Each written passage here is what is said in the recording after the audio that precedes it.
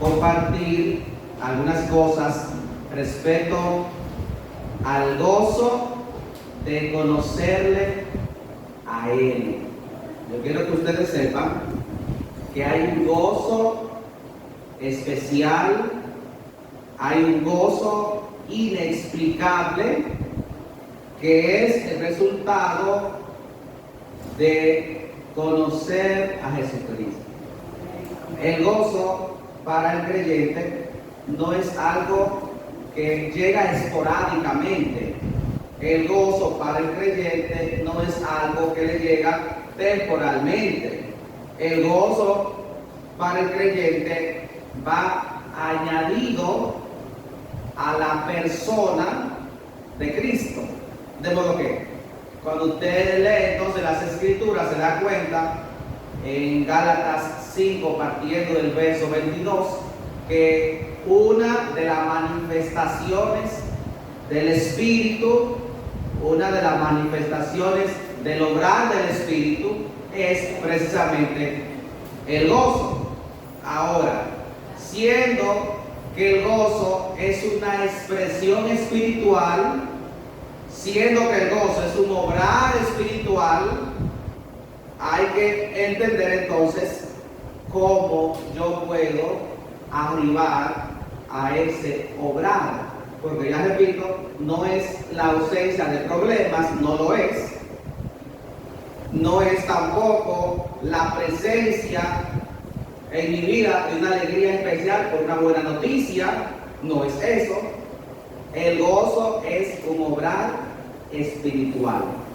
Ahora bien, cuando nosotros leemos, y lo vamos a hacer, algunos versos del capítulo 3 del libro de San Juan, capítulo 3 del libro de San Juan, partiendo del verso 1, dice así allí la palabra del Señor: había un hombre de los fariseos que se llamaba Nicodemo, un principal entre los judíos.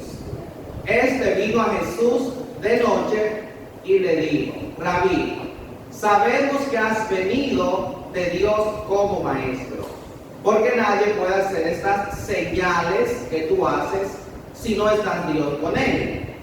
Respondiendo Jesús y le dijo: de cierto te digo, que el que no naciere de nuevo no puede ver el reino de Dios. Nicodemo le dijo: ¿cómo puede un hombre nacer siendo viejo?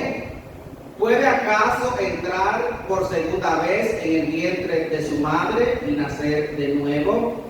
Jesús le respondió: de cierto te digo, que el que no naciere del agua y del Espíritu no puede entrar en el reino de Dios. En el verso 10 Jesús le dice: ¿eres tú maestro de Israel y no sabes esto?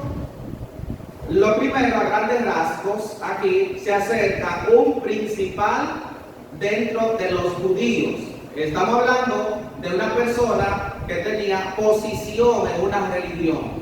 Se cree que este Nicodemo era uno de las 70 personas que representaban el Sanedrín, la cúpula de los fariseos. El asunto es que siendo este personaje se acerca a Jesucristo, se supone que este personaje tenía una alta sabiduría, una alta capacidad, tenía sin duda, tenía un alto conocimiento de lo que era la ley de Moisés y de lo que eran los profetas y todo eso. Los fariseos comenzaban a enseñar la Biblia a sus hijos partiendo de los 5 años. A los 5 años, un hijo de un fariseo comenzaba seriamente a estudiar las Escrituras.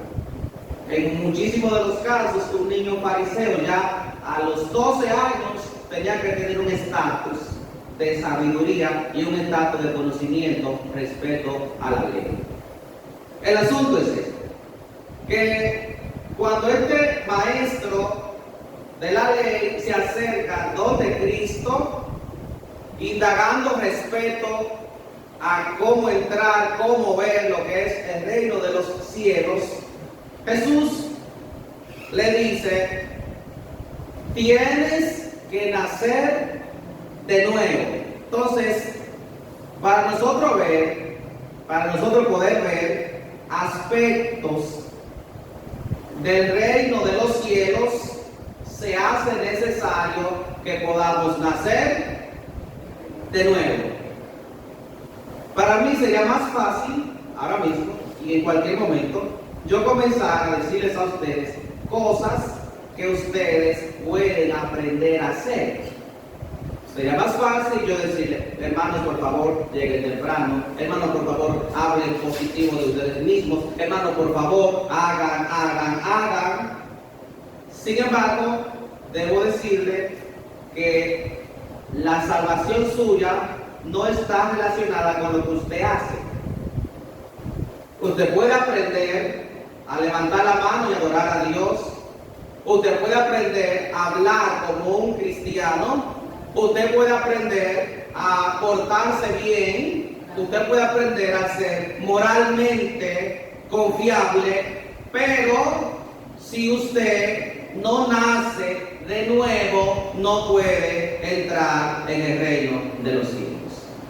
El asunto es, estimados hermanos, que, por ejemplo, tenemos países todavía que funcionan como reinado. Tenemos a España, tenemos a Inglaterra y otros más. El asunto es que usted no se hace perteneciente a ese reinado por estar cerca de la frontera con ese país. Por ejemplo, si yo le dijera a ustedes, me fuera ya cerca de Montecristi, por ahí, donde está la frontera entre Haití y República Dominicana, Dajabón para allá. Si yo me pusiera cerca de la frontera y pasara al otro lado, y después que pase al otro lado yo diga: mira, ya yo soy haitiano, ¿eso me convierte en haitiano? Ahora, pero imagínense que yo voy a Estados Unidos y cumplo con todo lo que ellos dicen para adquirir su ciudadanía, y después de eso entonces ellos me dan una visa o pasaporte que diga que yo soy ciudadano norteamericano. ¿Eso me hace norteamericano? No, porque la ciudadanía se adquiere por nacimiento. La verdadera ciudadanía, aunque un papel diga que tú eres mexicano, que eres estadounidense, tú no eres lo que dice un papel, tú eres lo que dice tu genética. Tú eres de la nacionalidad de donde tú naciste, valga la redundancia. Nosotros somos dominicanos. Usted puede adquirir cualquier nacionalidad en un papel, pero donde quiera que usted vaya, su genes van a decir dónde nació. ¿Estamos de acuerdo hasta ahí? Ahora, pastor, ¿y entonces qué tiene que ver una cosa con la otra? Bueno, todo tiene que ver todo. ¿Y por qué tiene que ver todo? Porque cuando a Cristo le preguntaron sobre lo que tenía que suceder para que alguien esté en el reino de los cielos, Él no le dijo un conjunto de actividades que tenía que hacer para adquirir una nacionalidad. Él le dijo: tiene que nacer de nuevo. ¿Cómo se nace de nuevo? Jesús entonces explica y le dice: tiene que nacer del agua y del espíritu. No entiendo. Bueno, tiene que ocurrir una transformación primero de purificación, donde tú seas hecho puro, porque al reino de los cielos no entra nada impuro. Tú tienes entonces que vivir conforme a lo que el Espíritu produce en su reino, porque el reino de Dios opera ¿dónde? ¿En qué espacio geográfico? No hay un espacio geográfico donde tú puedes decir: allí está el reino de Dios, sino que el reino de los cielos opera de manera espiritual en donde quiera que hayan hombres y mujeres que hayan nacido de nuevo. ¿Estamos claros hasta ahí? Yo sé que falta algo y por eso voy a seguir hablando. El asunto es este. Para nacer de nuevo, le pregunta Nicodemo, pero entonces yo voy a, siendo viejo, volver a entrar en el vientre de mi madre. Ven acá. ¿Cómo es posible que un maestro de la ley esté tan bajo en cuanto a conocimiento del reino de Dios? Ahora, escúchenme con atención. Si el conocimiento de la Biblia hiciera que una gente pueda nacer de nuevo, Nicodemo no hubiese necesitado preguntarle a Jesucristo, porque ese sí tenía Biblia. El conocimiento bíblico no hace que nadie pueda nacer de nuevo. La posición en una religión, en una iglesia, no hace que nadie pueda nacer de nuevo. Porque si fuera así, entonces Nicodemo tampoco hubiese necesitado acercarse a maestro. Tienes que nacer de nuevo. Pastor, y la manera práctica, ¿cómo nacemos de nuevo? Bueno, si yo tuviera una forma de decirle a Dios que no quiero ser dominicano, que vuelva la historia para atrás y que yo entonces pudiera nacer en Estados Unidos, Dios haría lo siguiente. Dios primero me dice, Kenny, ya tú existes. ¿Cómo tú existes? Lo que vamos a hacer es yo te mato y vuelves entonces a nacer en una mujer allá en Estados Unidos. Porque repito, la nacionalidad natural se adquiere por nacimiento. De modo que escuchen, hay un principio. No puede haber un nuevo nacimiento si no hay muerte del que vive. Óigame. Entonces, pastor, dígame cosas que sean más entendibles. Yo te voy a decir algo. A ti te conviene mejor, aunque tenga duda, aprender bien esto que tiene que ver con el reino de los cielos. Te conviene con duda estar en el reino de los cielos que perdido y creyendo que intelectualmente sabe.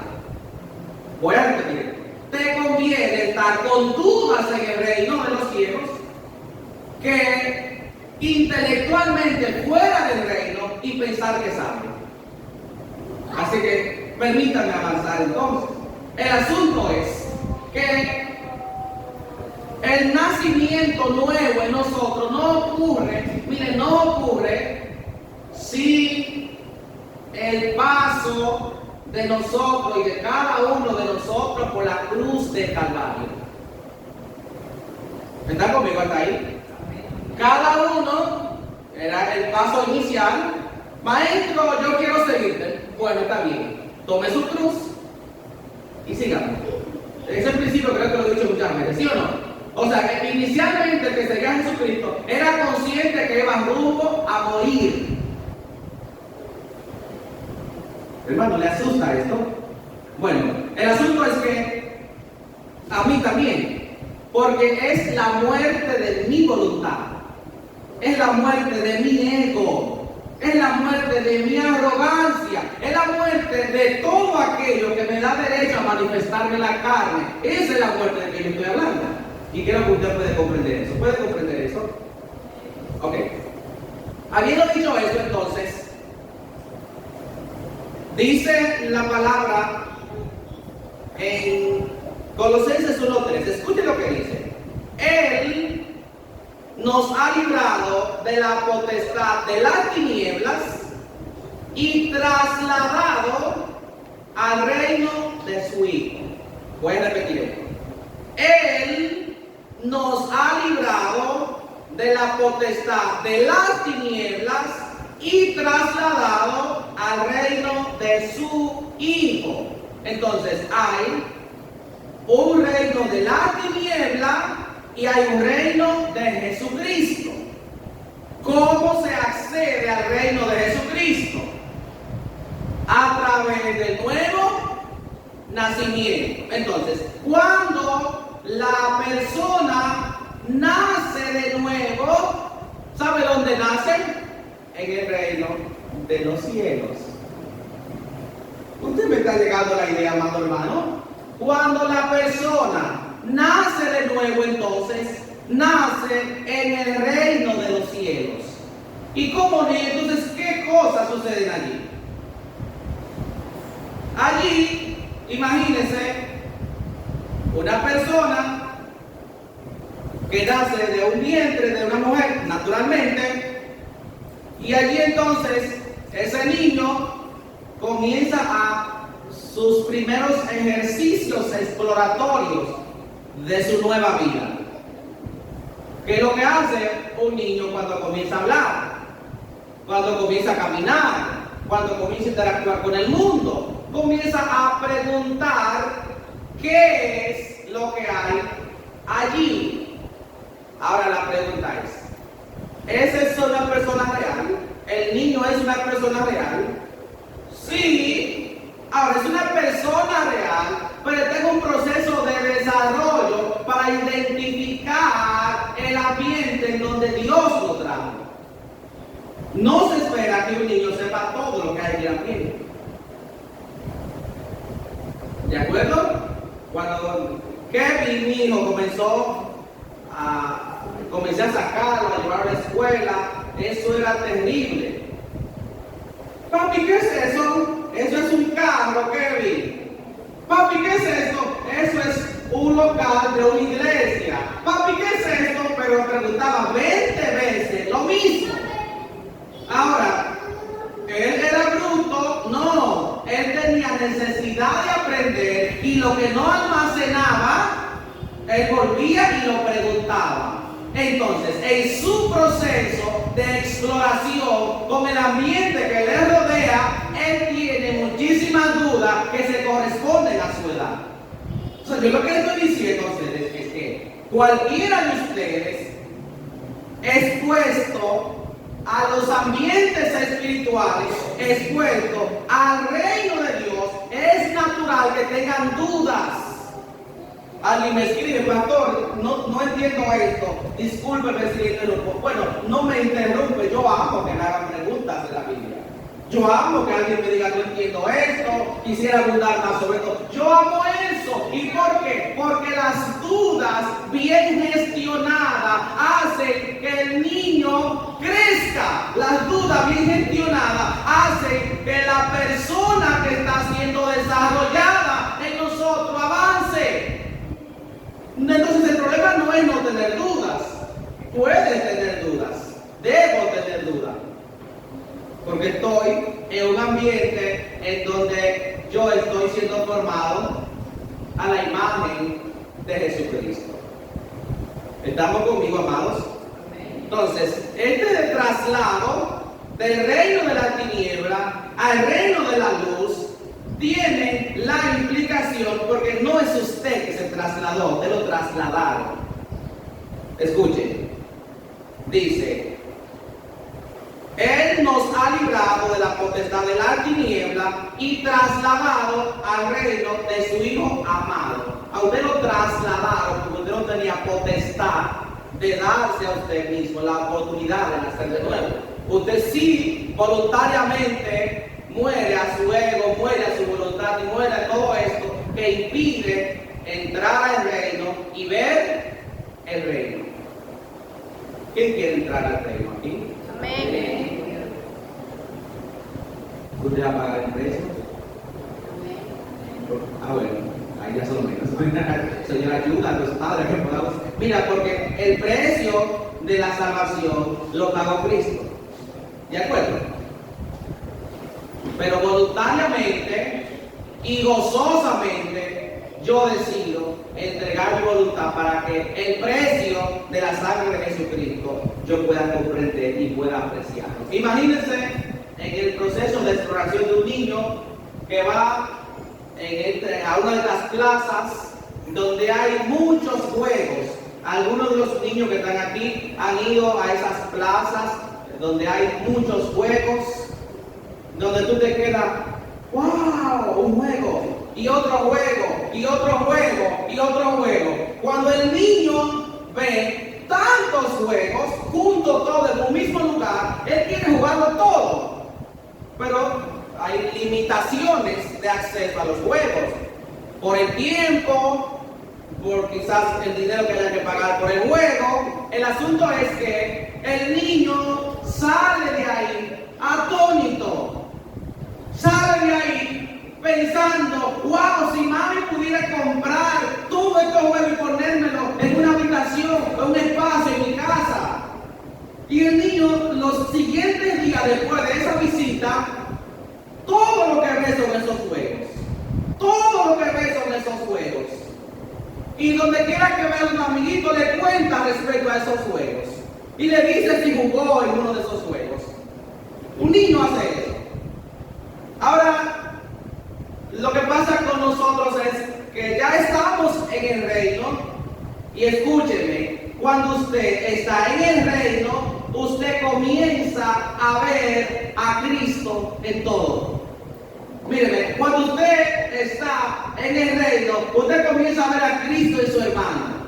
Usted comienza a ver a Cristo cuando lee la Biblia. Usted comienza a ver a Cristo cuando se levanta. Usted va a la congregación y usted mira por donde quiera y usted ve a Cristo. Y usted sale entonces de un culto impactado tanto de Cristo que usted quiere llevarse a Cristo al trabajo, quiere llevarse a Cristo a donde quiera que usted va, porque Cristo le está envolviendo de tal manera que voluntariamente usted cede a esto.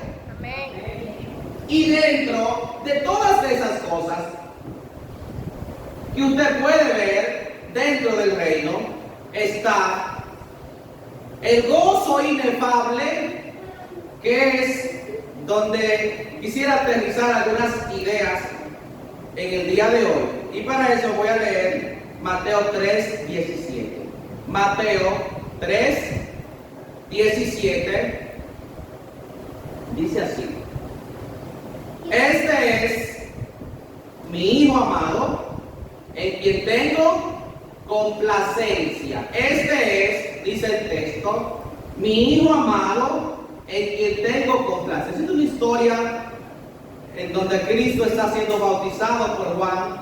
Juan se opone a que Cristo lo bautice por la grandeza de Cristo. Sin embargo, Cristo dice: Juan, conviene que me bautice, porque cuando me bautices estaremos cumpliendo toda justicia. De modo que hay en una sola persona en la cual el Padre se complace. El Padre encuentra gozo en una sola persona. Usted va a leer toda la Biblia, usted no va a encontrar que Dios nunca dijo así eso. Usted no va a encontrar que Dios dijo eso de nadie. Dios nunca le dijo a nadie: mira, esta es la persona en la cual yo me complazco. No, solo de Cristo.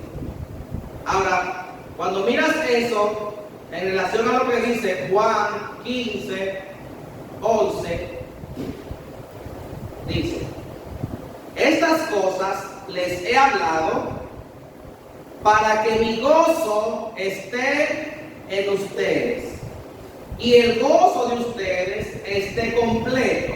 Voy a repetir: estas cosas les he hablado para que mi gozo esté en ustedes y el gozo de ustedes sea cumplido. Entonces Jesús traía una conversación en San Juan 15, donde Él les había dicho a los discípulos acerca de la necesidad, en resumen, de tres cosas. Número uno, la necesidad de permanecer en Él, de que el creyente permanezca en Cristo. Número dos, de que el creyente permaneciera en su amor y que el creyente guardara sus mandamientos. Ahora, cuando los discípulos reciben esto, que permanezcan en mí, les dijo: ustedes fuera de mí nada van a poder hacer. Cuando reciben esto, Jesús les dice: miren, lo que les estoy diciendo es para que el gozo mío esté en ustedes. Entonces, vamos a tomar las ideas. Número uno, el Padre se goza en el Hijo. Ya. Número dos, Cuando el hijo recibe cuál es la voluntad de su padre, entonces el hijo se goza en hacer la voluntad de su padre. Voy a repetir. El padre se goza cuando ve el hijo y el hijo se goza al entregar al padre lo que el padre le está pidiendo. O sea, el hacer la voluntad del padre es el gozo del hijo. ¿Están llegando? El hacer la voluntad del padre, ese gozo, es el gozo del hijo. Ahora Jesucristo le dice, este gozo que tengo, se los paso. El gozo, dice Jesucristo, el gozo que yo manifiesto como resultado de hacer la voluntad de Dios, ahí lo tiene. Pastor, ¿de dónde emana el gozo del creyente? De hacer la voluntad del Padre. Escucha, iglesia, que no puedes asociar el gozo con que te dieron una buena noticia. Gózate, sonríe cuando hay una buena noticia, pero el verdadero gozo del que la palabra de Dios habla y del que Cristo habla es el gozo que trasciende a las buenas noticias, es el gozo que trasciende al sufrimiento, es el gozo que da el resultado de hacer la voluntad de Dios. Cuando tú haces la voluntad de Dios, no hay nada en este mundo que arrebate ese gozo.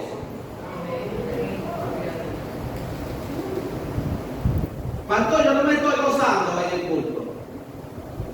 Pastor, yo no me estoy gozando en mi vida. Déjame ver cómo te ayudo para que hagas la voluntad de Dios. La ausencia del gozo de alguna gente, la ausencia del gozo de cualquier persona no está en la relación sino de él con su Padre, que es Dios, el que tiene comunión con Dios. Por defecto se goza.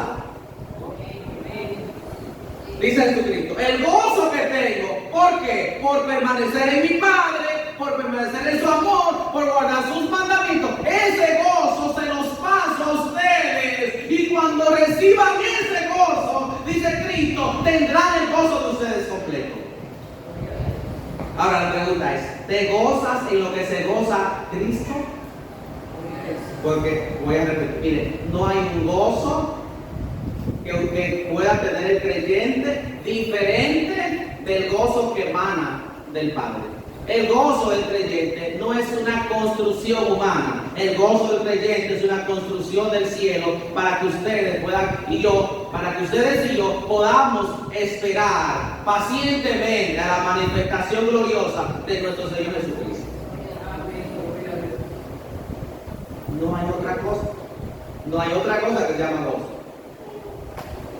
No hay otro obrar que se llama gozo. Entonces, el que nace de nuevo pertenece al reino de Dios, y en el reino de Dios opera de una manera sorprendente, de una manera que no se entiende humanamente, el gozo de Dios. ¿Cómo que no se entiende humanamente? No hay forma. ¿Y por qué? Porque cuando usted analiza, por ejemplo, veamos un poco, en las personas, en el mismo Cristo, en los apóstoles que manifestaron el gozo, ¿qué les ocurría a ellos? Y aún así mantenían el gozo. Por ejemplo, Hebreos 12:2. Hebreos 12:2 dice así: puestos los ojos en Jesús, el autor y consumador de la fe, el cual por el gozo puesto delante de él sufrió la cruz, menospreciando el oprobio. Escuche esto: el cual dice, por el gozo puesto delante de él sufrió la cruz. Pastor, yo pensé entonces que el gozo era una ausencia del sufrimiento. No, el gozo es la sostenibilidad de Dios en el creyente a pesar de su sufrimiento. ¿Y por qué yo me gozo si sufro? Yo me gozo aunque sufra, porque aún en el sufrimiento yo estoy viendo claramente que la obra de Dios ha seguido en mi vida. Amén. Si la obra de Dios no se ha paralizado, tiene que haber gozo. Si la obra de Dios no se ha paralizado, en el creyente tiene que haber gozo. Amén. Tiene que haber gozo. Porque dice aquí, o quizás algunos de nosotros está pasando un proceso tan fuerte que se asemeja a la cruz de Cristo. No, absolutamente no. Y Cristo, aún en el proceso de la cruz, se gozó. ¿Y por qué se gozó? Porque él veía el resultado de su cruz. ¿Cuál era el resultado de su cruz? Ustedes y yo y los miles y miles de millones que adoran al Cordero. Ese es el resultado de la cruz y ese es el gozo puesto delante de él. Pero de igual manera, usted puede tener un proceso temporal, no permita que el proceso temporal que usted tiene quite aquello que es eterno, que es su gozo que él puso en ustedes y en mí también. Amén. ¿Qué hace entonces una persona que es sabia, que está en el reino de los cielos, que comienza a poner sus ojos en Cristo? Dice, pongan los ojos en Jesús. Estas personas, para quien se escribe hebreo, fueron personas que en su mayoría tuvieron que salir corriendo y tuvieron que dejar sus casas, que dejar sus familias, que dejar todo para seguir a Cristo. Y a ellos le dijeron, el ejemplo que tienen ustedes de fe es Cristo. El ejemplo que tienen ustedes, aunque le mostró a Moisés en el capítulo 11 y a todos esos hombres de Dios, pero le dijo, en quien tienen que poner los ojos no es en Moisés, no es en Isaías, no es en Elías, es en Cristo. Él es el autor y consumador de la fe. Y dice que Jesucristo actuó, fue a la cruz menospreciando el oprobio. ¿Qué es menospreciar el oprobio? El oprobio son las dificultades que pudieran ser de impedimento para que tú puedas avanzar en tu proyecto de vida, que es Cristo Jesús. Entonces, cuando tú me dices, pastor, ya no puedo más, no voy más, ya colapsé, entonces yo te pregunto, ¿hiciste más que Cristo? Ese es tu modelo. El modelo es Cristo. ¿Qué hizo Cristo? Dice que menospreció el oprobio. ¿Qué es eso? Es menospreciar, es quitarle el precio a algo. Por ejemplo, si alguien de ustedes me dice al final del culto, el pastor, para nada me gustó el mensaje, yo debería, si yo quizás no estoy seguro de lo que estoy hablando, yo me sentiría triste por eso. Pero si alguien al final del culto me dice, wow, pastor, qué gran mensaje, yo nunca hubiese entendido eso de esta manera, usted es un hombre de Dios. Entonces, si no estoy en mis cabales, voy a creer que soy muy importante. Entonces, si yo permito que lo malo que me puedan decir me dañe tanto que yo no pueda avanzar, es malo. Pero si permito que el halago que me hacen me haga sentir superior, igual es. Entonces, dice Jesucristo, el que me quería impedir en mi proceso de avance, le bajé el precio. Es decir, si estaba diciendo que me afectaba un 100%, me afectará un 10%. Eso es bajarle el precio, el valor a lo que puedan decir, que te pueda impedir avanzar en Cristo. ¿Eso se entiende? Yo me pregunto. Menospreciar, bajarle el valor a tal punto que yo pueda seguir avanzando en la asignación que Dios me ha dado. Amén. Ahora bien, en 2 de Corintios 12, nosotros encontramos ahí un hombre que habla y que dice que ha orado 3 veces para que Dios le quite un aguijón en su carne. Dice, un mensajero de Satanás que me abofetee. Él lo dice así en el 7. 2 de Corintios 12:7. Y para que la grandeza de las revelaciones no me exaltasen desmedidamente, me fue dado un aguijón en mi carne, un mensajero de Satanás que me abofetee, para que no me enaltezca sobre manera. Hay una intención aquí que se revela en el verso completo, y el Dios no quiere que ninguno de nosotros nos enaltezcamos, que nos crezcamos. ¿De acuerdo? Pablo entonces dice, oré 3 veces para que me quiten este aguijón y no se me fue quitado.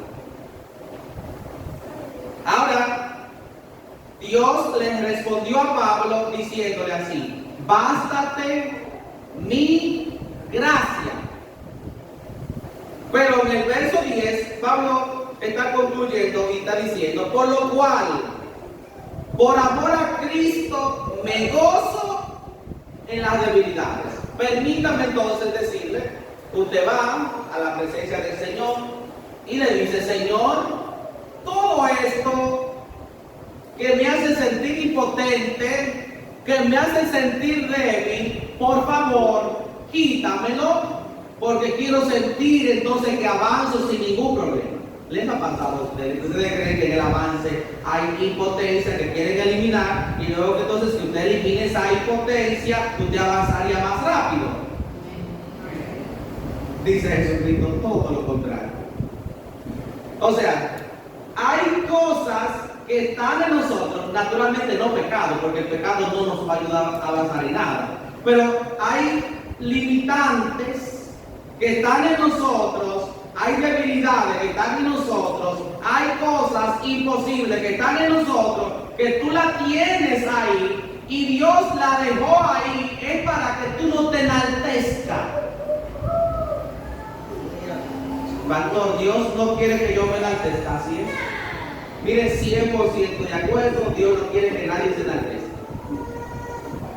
Y ahora lo que hizo con Pablo, le dejó un mensajero de Satanás que le abofetee. Es una vergüenza, ¿no? Porque que le abofetee, que le dé bofetadas en la cara. Las bofetadas en la cara son una vergüenza. ¿Y cómo así, pastor? Sí. Dice Pablo, cuando entré a la presencia del Señor, cuando indagué respecto a lo que tenía, el resultado fue este: que lo que yo fui a que Dios me quite, lo que yo fui a que Dios me quite, fue lo que Dios permitió que se quede en mí para Él poder obrar.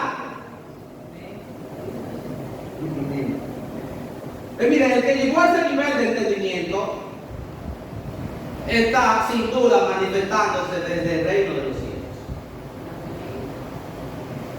Y entonces le respondió Dios a Pablo, bástate mi gracia, porque mi poder se perfecciona en la debilidad.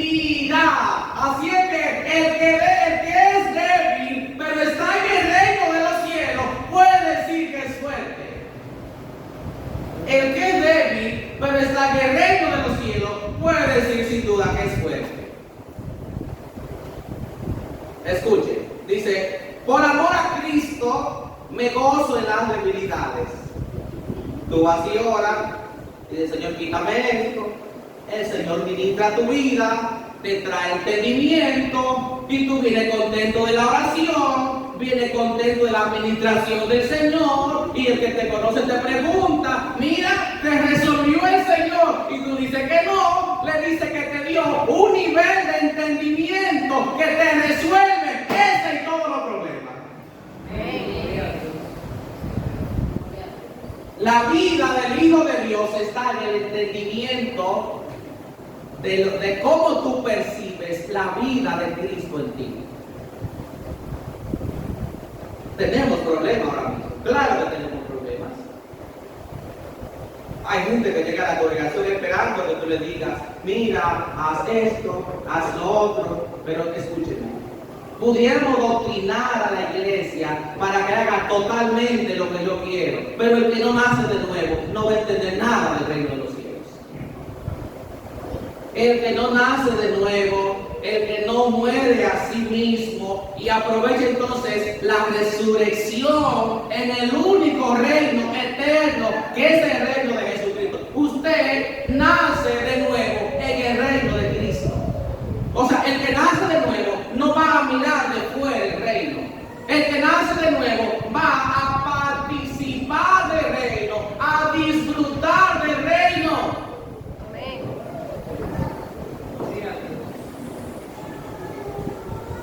Y se gozará en sus debilidades, se gozará en afrentas, se gozará en necesidades, se gozará en persecuciones, en angustia, y terminará diciendo, porque soy débil, es que soy fuerte.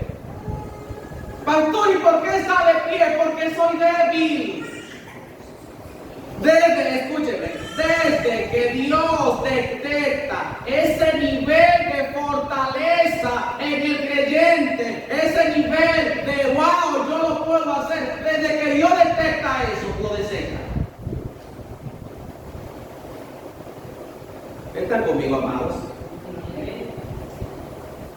Termino diciéndoles, Hebreos 10:34, porque los presos también os compadecisteis, y el despojo de vuestros bienes sufristeis con gozo, sabiendo que tenéis en ustedes una mejor y perdurable herencia en los cielos. No pierdan su confianza, que tiene gran galardón. Aquí a los mismos hebreos se les está escribiendo y se les está diciendo, ustedes cuando fueron despojados de sus pertenencias, sufrieron eso con gozo. Ahora dígame, ¿quién en su humana sabiduría, en su sano juicio, si lo despojan de sus bienes, si le quitan la casa, si le quitan lo que tiene, va a quedarse gozoso? Nadie. Tiene que ser alguien que ha entendido el reino de los cielos. Tiene que ser alguien que se le haya revelado Cristo. Tiene que ser alguien que haya nacido de nuevo y que tenga los ojos de Cristo para el momento difícil, aún así decir, yo me gozo. Y yo no sé si usted ha sufrido tanto como Cristo en la cruz. Yo no sé si usted tiene un testimonio tan fuerte como el de Pablo, que dice en necesidades, en afrentas, en persecuciones, en latigazos, en ayuno, en desvelo. Yo no sé si usted tiene un testimonio tan grande, pero aún los seguidores de Cristo, cercanos a Él, los apóstoles, aún ellos se gozaron en medio de sus dificultades, en medio de sus crisis. Pastor, ¿cuál es el resumen? El resumen es: menosprecie la adversidad, menosprecie el problema y avance al gozo del Señor, que el gozo del Señor es la fortaleza de la iglesia.